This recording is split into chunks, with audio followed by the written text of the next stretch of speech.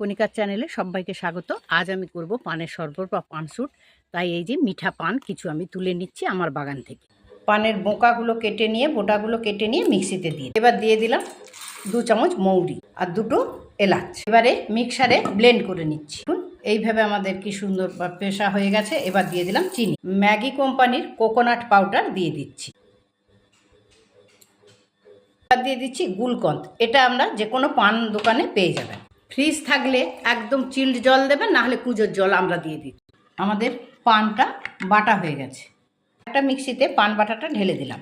দিচ্ছি একদম ঠান্ডা দুধ, ফুলের ভ্যানিলা আইসক্রিম দিয়ে দিলাম। দিচ্ছি কুজোর ঠান্ডা জল, আপনারা ফ্রিজের ঠান্ডা জলও ব্যবহার করতে পারবেন। হয়ে গেল আমাদের পানের শরবত বা পান শট। আপনারা একবার এভাবে বানিয়ে দেখবেন কেমন লাগে। তো নমস্কার জানিয়ে শেষ করছি।